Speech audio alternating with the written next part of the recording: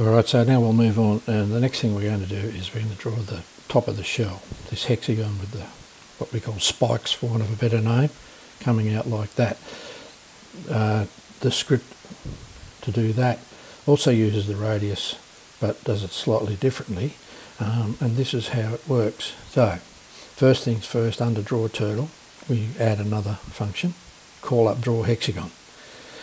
We don't have to pass any numbers this time. We could, but we're not going to bother. So our two eyes. Now we come down here. Now let's have a look at this. We need to draw the hexagon.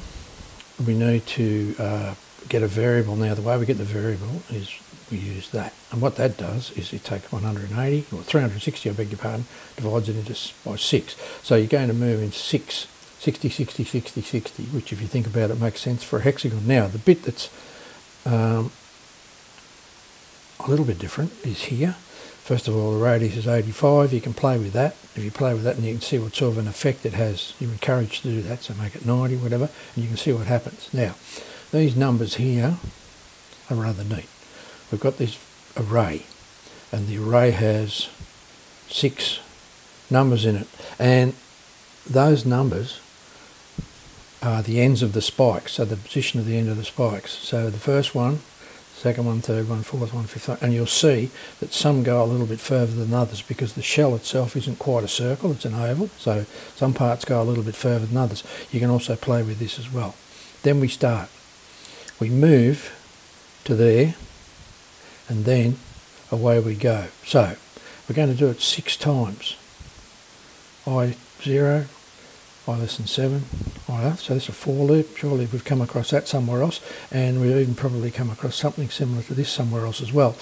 Maybe a bit further down the track we'll come across this. So we want a line, and we use trigonometry, which is very handy to know as well. If you're not sure about it, just do what it says. So the radius, which is 85, and we draw a line to there. We move to the edge, draw a line. Then this is the bit that's rather neat. Spikes, and it takes the number in the array, whatever that happens to be, depending on the value of I. So the first value, which is 0 in an array, first position, would be 150. So go there, same again, so copy, paste, change the radius to spikes I, do that, and then copy the first one, paste, put it there again, and you've got those 3 lines 6 times. Close the path, set the line width, stroke style. We're not going to fill this in, so we're just going to stroke. So let's have a look at what that comes out looking like. Save it and refresh, and there it is, slightly above.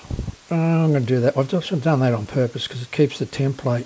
You can still just see the template. I mean, it's not going to matter if the shell's up just a little bit. I put the grid just slightly above there, slightly above where it actually is, so you can keep an eye on what's going on. So there's our top of our shell, hexagons.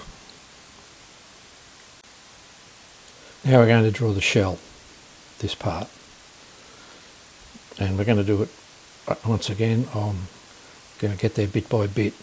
So we go back over here and we add another function called shell. Now the first thing I did, just to sort of get a real quick and dirty solution, but it's not the right one, is I took the function I and I copied and pasted it down here, and let's see, where am I?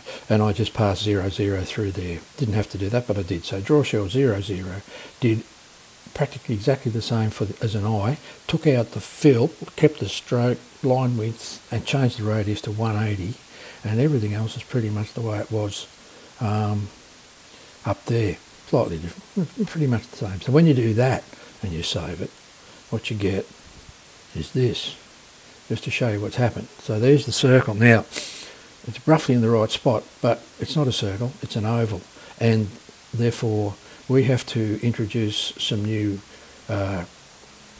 canvas-like functions that are really neat. One's called quadratic curve and one's called Bezier. We're going to use to do the oval shape, which we'll also use for the head. So it might not be quite like that, but it'll be close, is the Bezier. And let's have a look at how that works.